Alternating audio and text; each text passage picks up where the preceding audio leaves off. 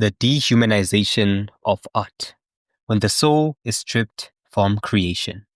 Welcome to another episode of My Opinion. My name is Lebakeng, and today we are going very deep.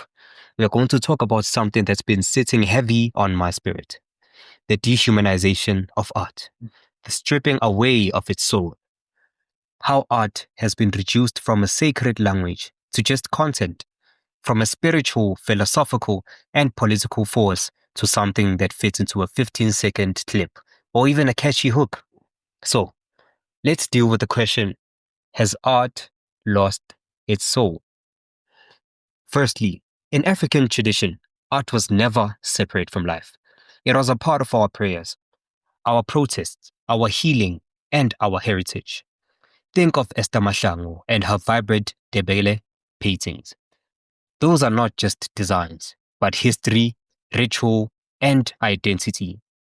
Think of Vusi Mahlasela, whose voice has always been filled with purpose, with echoes of struggle and hope. Our ancestors didn't create this art for applause. They created it to communicate with the divine, to preserve truth, and to remember.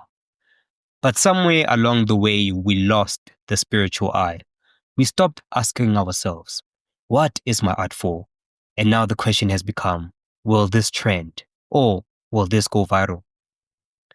Today, a song that tells the truth might never get playlisted. A painting that confronts injustices might never make it to a gallery. A poem that questions the system might be too sensitive for the algorithm. But this is not how it's supposed to be. Let's go back again. Now, think about Fela Kuti. He didn't care about trends.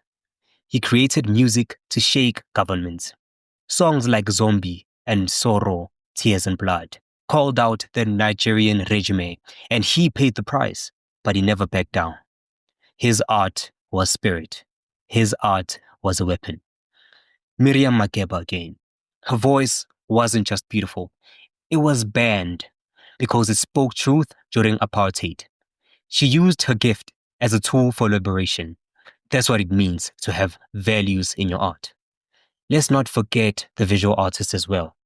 Your Gerard Sekoto painted black South Africans with honesty and dignity.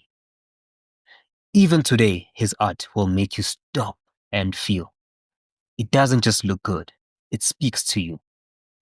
In literature, we have Wole Soyinka and Ngũgĩ wa Thiong'o. Those have always used their pens to confront the system. Ngũgĩ said, the artist has always functioned in African society as the voice of vision and the one who sees beyond.